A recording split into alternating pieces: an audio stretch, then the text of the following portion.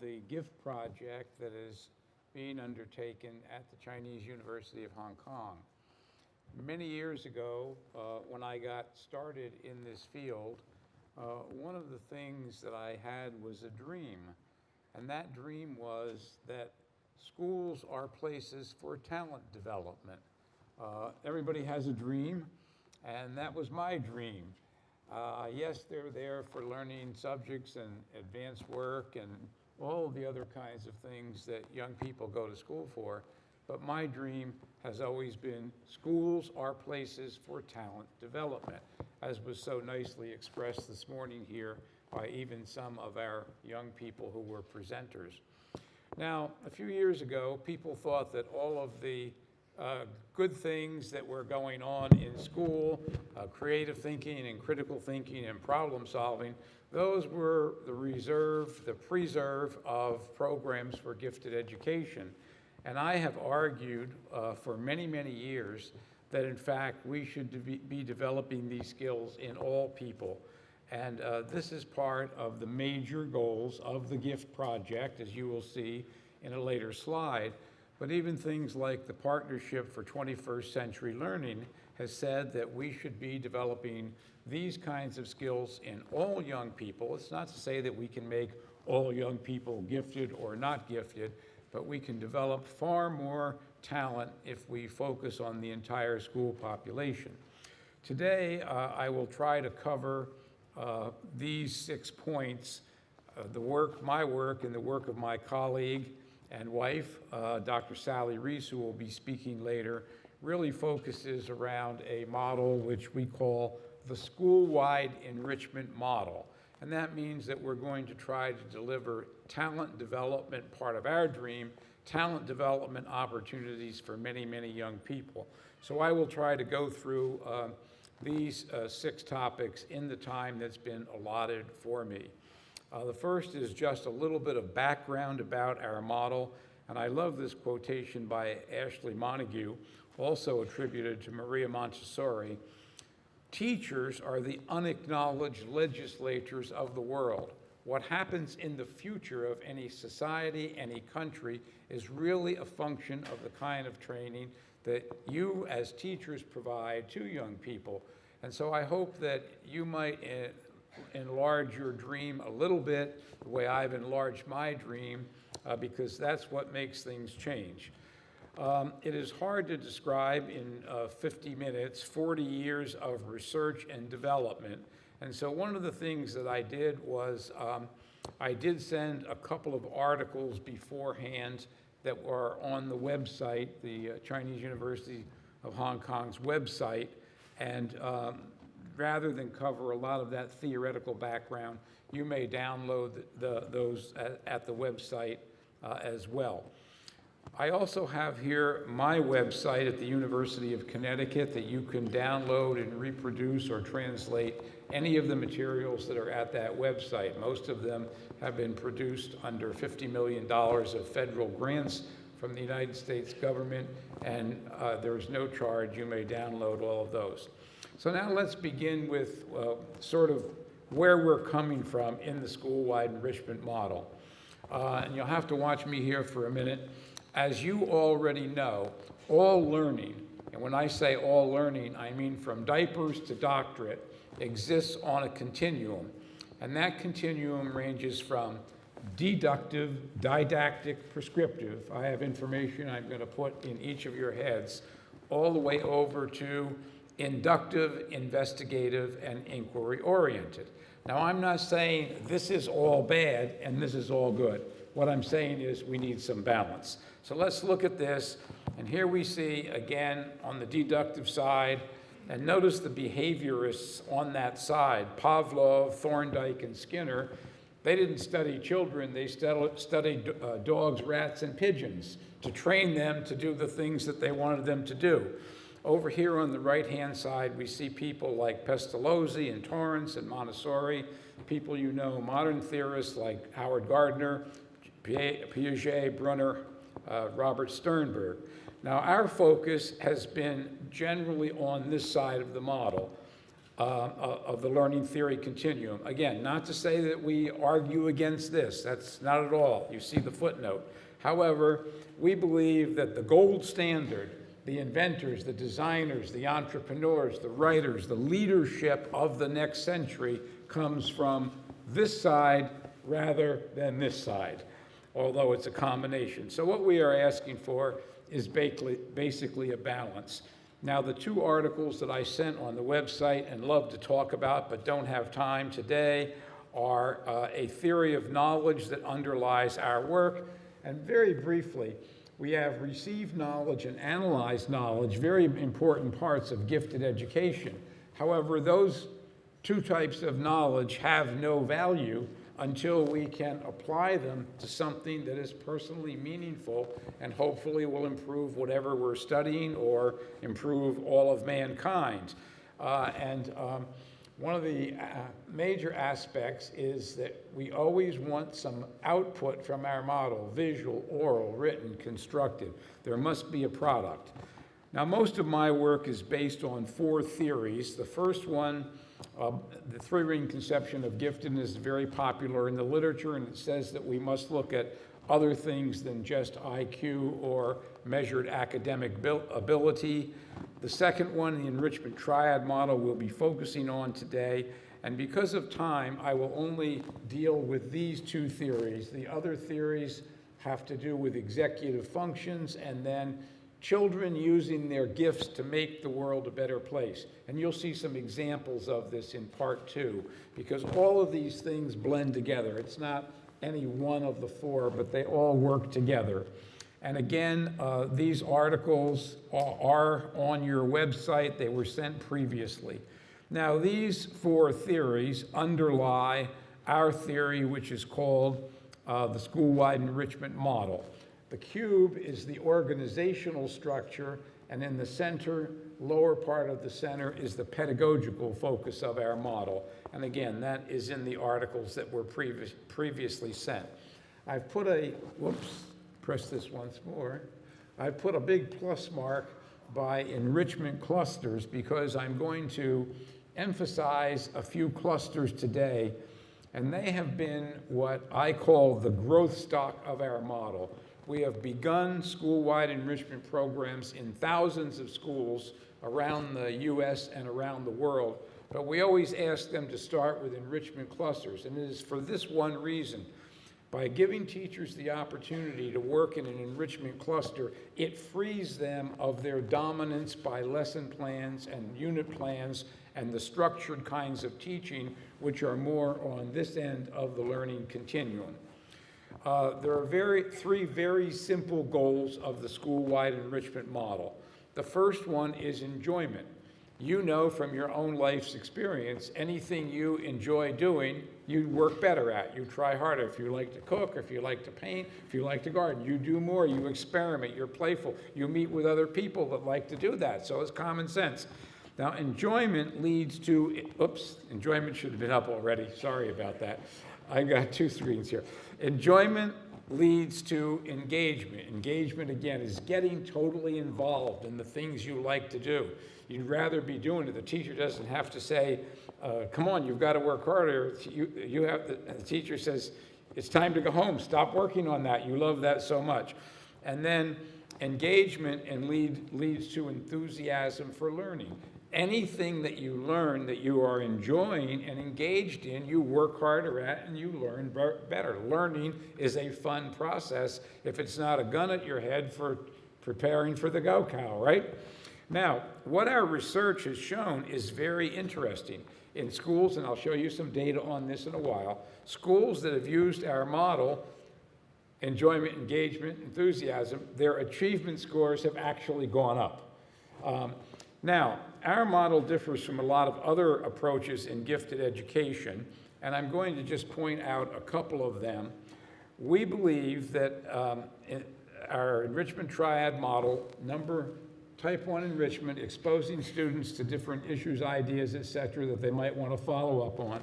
Type 2 is a broad range of thinking skills. You'll see more detail later. Type 3 is individual and small group investigations of real problems. I have another definition I'll give you in a minute. We believe that this should be the pedagogical core of the learning that goes on in a school-wide enrichment model school. Now, how do we differ from other schools? First of all, we provide general enrichment to all students. All students go to the aquarium or go on a field trip or hear a speaker. And then the students that are extremely interested, they can follow up from a type 1 to a type 2 or directly from a type 1 into a type 3. They can also, it could come from a regular classroom or it could come from outside of school. And you'll see examples of this as we move along. Our brand of acceleration is more personalized and individualized.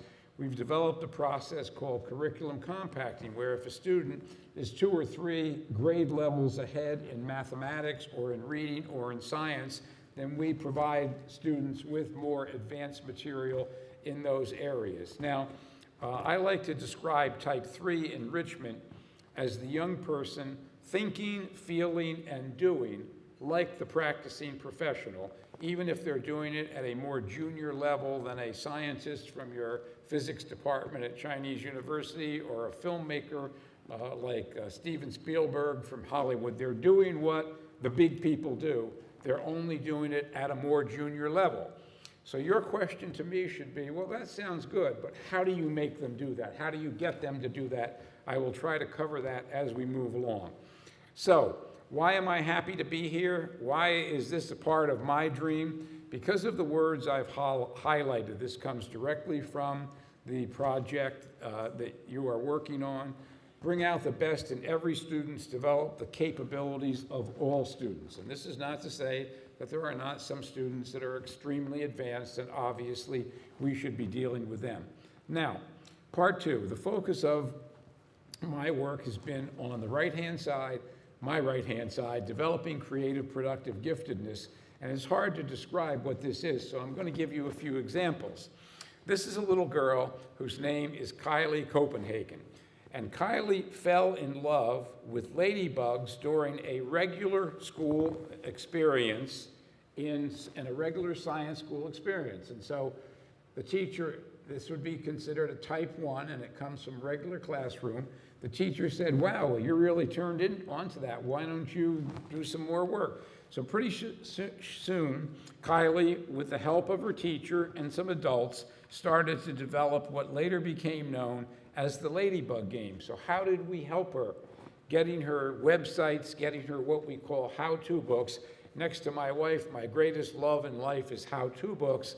And pretty soon, Kylie actually developed a game, a board game based on ladybugs.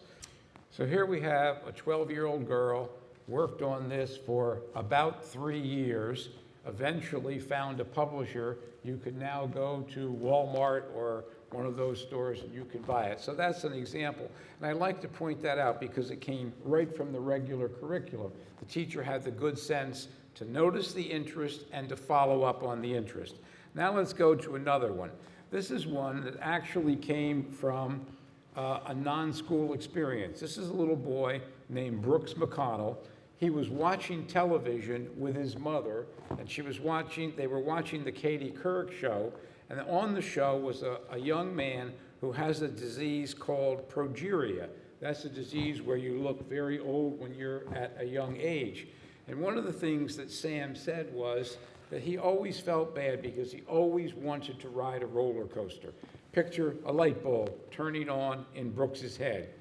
What he did, and this is a very long story, but what he did was we got him a lot of how-to books. We got him in touch with some engineers at the University of Connecticut, and he built a simulated roller coaster. He went on a roller coaster with a video camera, and he filmed the roller coaster, and he got the sounds, and then he made a vest with weights in the pockets and with magnets so you could feel the vibration. And pretty soon he built this roller coaster. Here you see he was a hands-on winner. This is now his type 3 level in the Connecticut State Science Fair.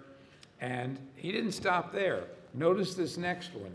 He contacted 3 major roller coaster companies, and he's now negotiating with them to build a simulator at the entrance of roller coasters in amusement parks in the US. So this is a perfect example of what we mean by creative productivity. And in this case, the interest started outside school. The school was an inviting place. It said, yes, let us help you, let us give you support. Now this next one is an enrichment cluster, and this is a group of children, and it's a very central part of our model. We recommend if you start a SEM school, you start with enrichment clusters, but this has to do with where thousands of children go to a historic site in New Jersey for a field trip. It has great history to it. So in this school, all of the fourth graders, maybe 200 or 300 of the fourth graders, went to this site. It's called Waterloo Village. But when they got back, they had a debriefing, a discussion, and about 12 or 14 children decided that they wanted to do something to save Waterloo Village because it was going to be closed for financial reasons. Moving along rather rapidly, very briefly, people have always asked who our model focuses on. We do use the three-ring conception of giftedness, and we've developed a lot of instruments. You'll see samples in a minute, but basically, we're certainly looking at the top 5%. Those are children who have great, outstanding academic strengths, and we want to provide those for those children. However, we also look at in our talent groups, the next 15 to 20% with strong interests in particular areas, and even some people that are below the top 15 or 20%. Thomas Edison, America's most famous inventor, never went beyond the fourth grade. He was considered to be dull-minded by his father and his teachers. Only his mother had faith in him. This man, Richard Branson, who started Virgin Airlines, if you've seen him on TED Talks, he has a very severe learning disability, but most of the innovations in modern airlines are the result of his work. This person, some of you may have heard, her name is Temple Grandin. She does speak at a lot of gifted conferences. She has high-functioning autism, but she is the world's leading authority in the humane treatment of animals that are raised for food. And here's one that is we wouldn't know about. Steven Spielberg, I have a letter written by his mother that says every teacher he ever had said, you should send him to special education, you should send him to a psychiatrist, a psychologist. He wasn't a good learner. So you see, these are the kinds of kids that we overlook if we don't focus on their strengths or talents. My favorite, I just received this a short time ago. This is a man named John Gurdon. He is the winner of the 2013 Nobel Prize in Medicine. And notice that he keeps on his desk a letter in a frame. That was sent by one of his teachers, and here's the letter. I've typed it so you can read it. It says how bad his work has been. One such piece prepared was 2 marks out of a possible 50. This is the part I like. His other work has been equally bad, and several times he has been in trouble because he will not listen, but will insist on doing his work in his own way. And again, he won the Nobel Prize. He just learned in a different way. Well, that's very important. So over the years, my colleagues and I have developed instruments in these 5 or 6 areas. Interest assessment, whoops, I'm going the wrong way. Interest assessment instruments, learning styles, expression styles, executive functions, and we've just recently finished a parent instrument. It hasn't been published yet. It will be out very soon. And by the way, you're going to get copies of this PowerPoint, so you don't have to worry about notes or me going too fast. So basically, what we try to do is go across abilities, interests, and then various stylistic preferences, getting different kinds of information related to learning modalities, relating to learning environments, and instructional preferences. So that's been a really large part of our work. Now, we fashioned this work into an identification system, and it works something like this. And this is online at our website if you're interested in getting the full copy. But basically, yes, we want to get our highest scoring children. No problem there. That's what gifted programs are all about. And to do this, we use norms, local norms, highest scores. You decide what cutoff scores In this case, we're looking at the top 15%. So that first group would be 92nd or above percentile. The second group, the second group, notice, comes from non-test score information. And we use teacher ratings, alternate pathways, special nominations, parent information, and then selection nomination criteria. But here's the important thing.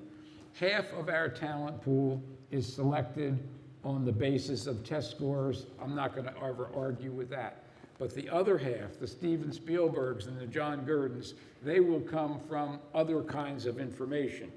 We use this information to prepare what we call multiple talent pools. And every child can fit into one of those with some strengths. They might be physical science, or it might be mathematics, it might be computers, but even those talent pools can be further subdivided.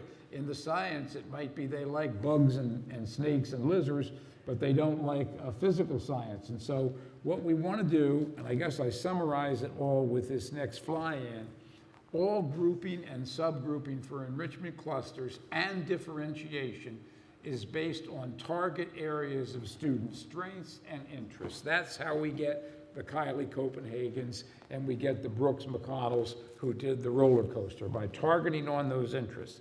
Now, I am a bit of a mind reader. I know what you're thinking.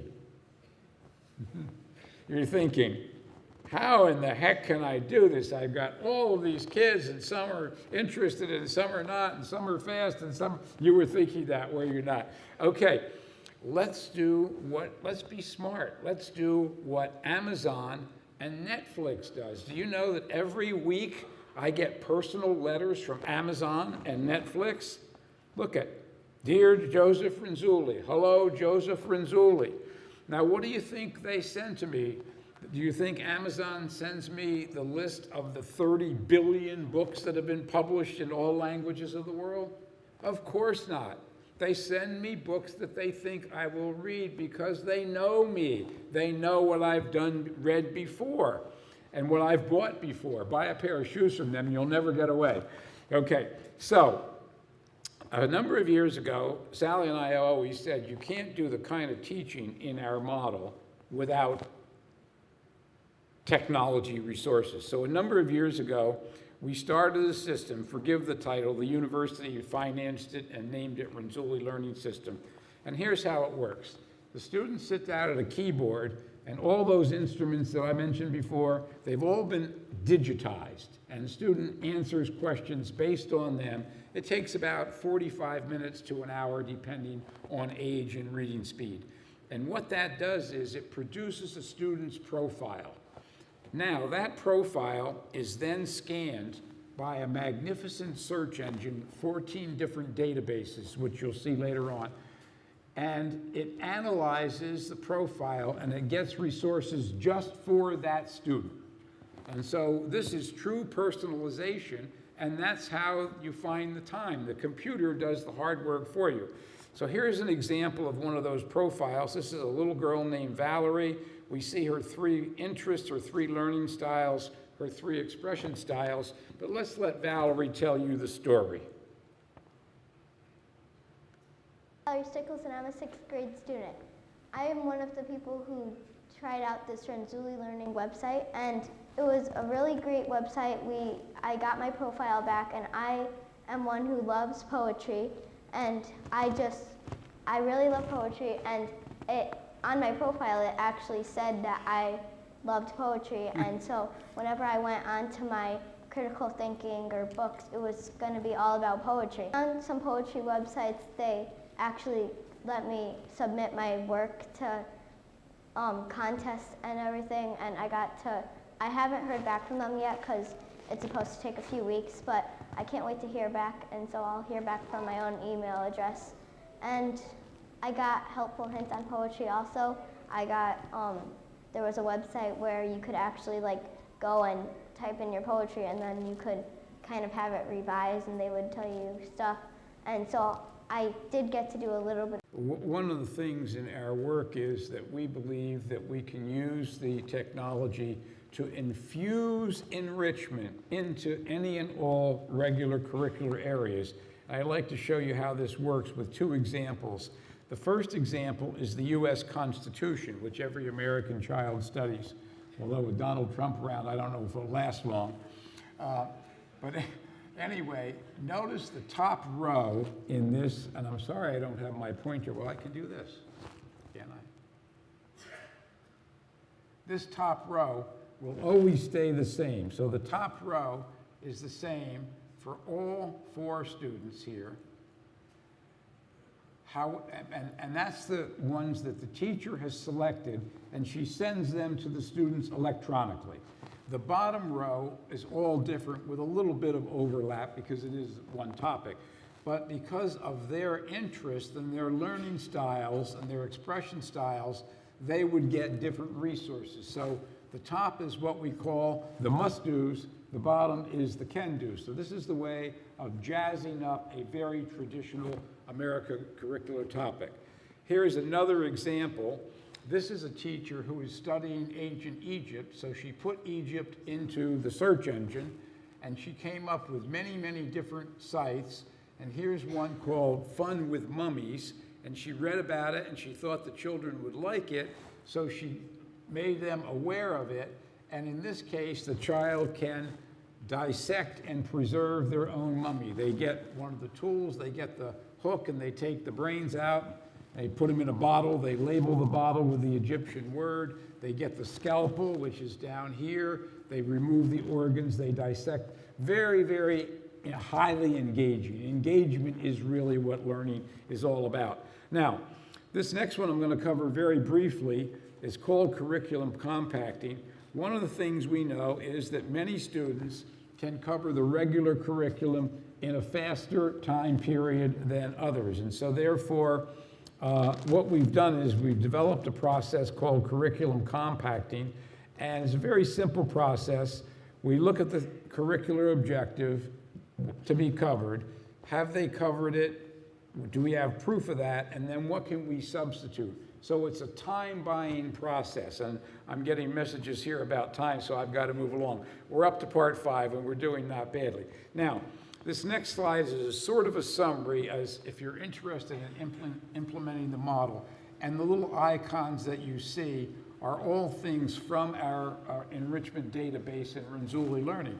So if you're doing type 1s, you've got things like virtual field trips. If you're doing type 2, creativity activities. If you're doing type 3s, there's guidelines for doing research. So we've built the system.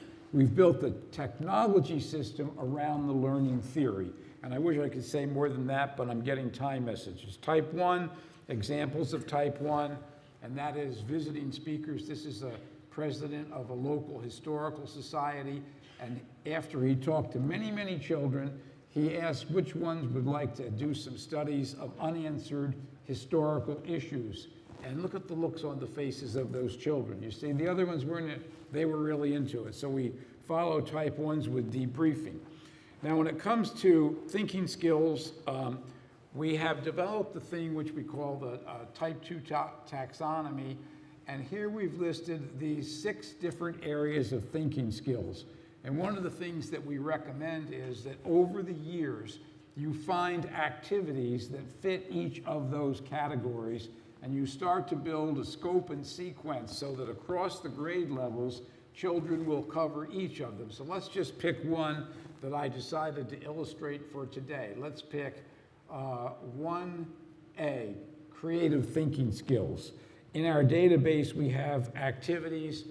What are all the different uses of an old tin can, a paper bag? This next one I like. How can you group these things together? And I've never used this with children where somebody hasn't grouped something together that I never saw before. A couple of weeks ago, a child grouped the comb and the Chinese junk together because of the parallel nature of the lines, and I'd never seen that. There's no single predetermined right answer, so there's lots of these. Now, I want to get around to type 3. Remember what I said, investigation of real problems. There are 4 important characteristics of type 3, which you see on the screen.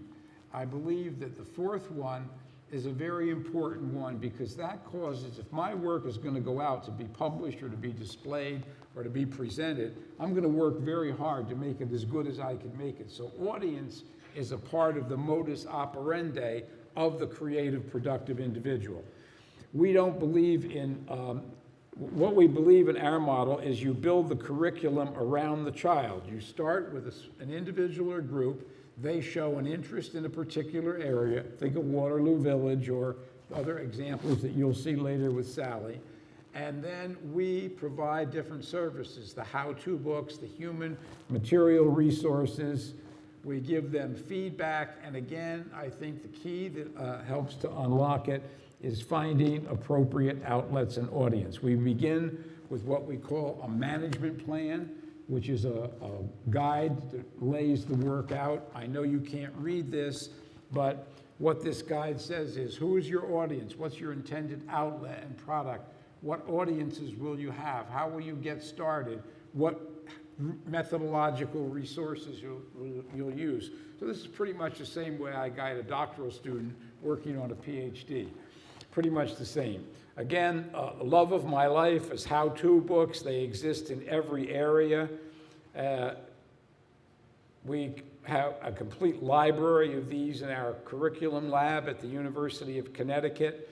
Teachers make great use of them. We have lots and lots of them. Now, in your handout, you'll see, again, no lesson plans, very important. No unit plans. That's going back in this direction.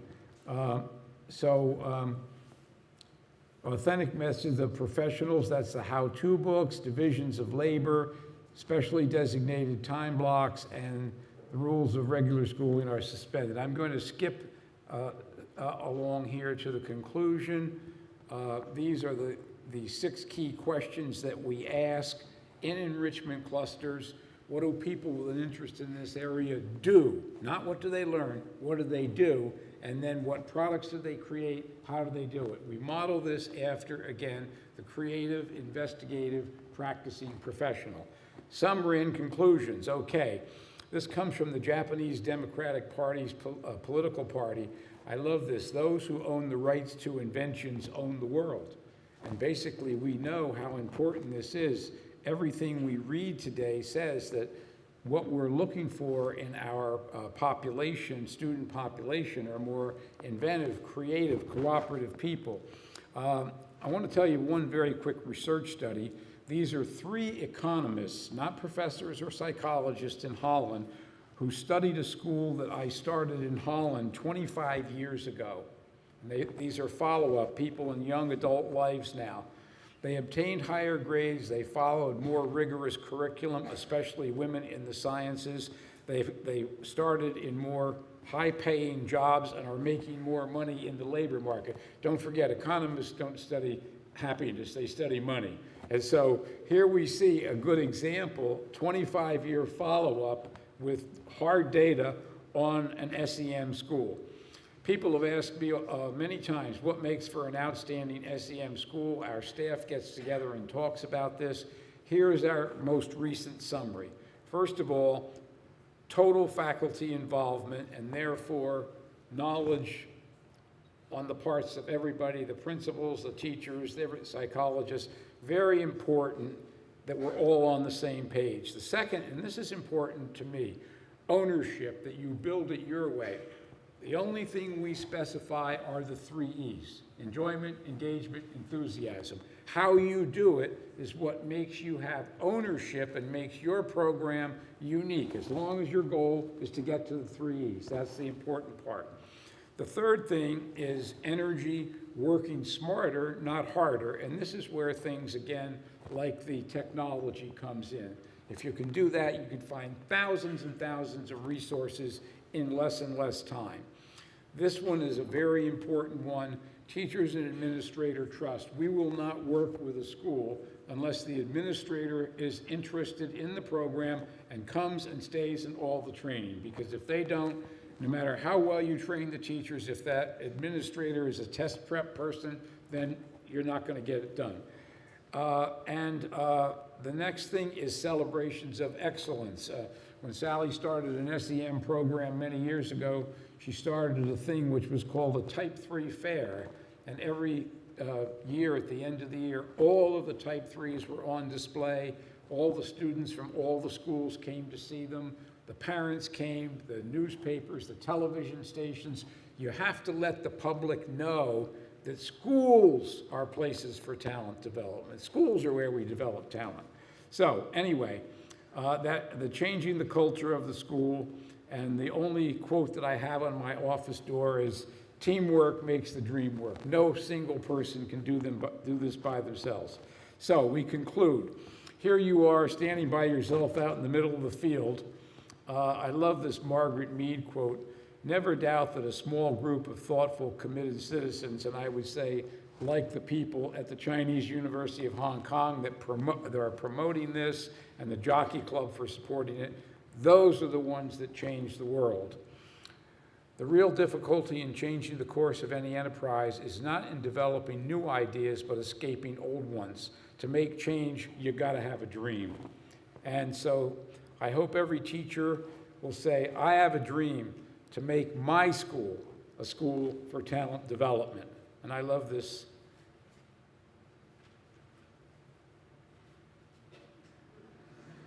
You gotta have a dream. Merci, thank you.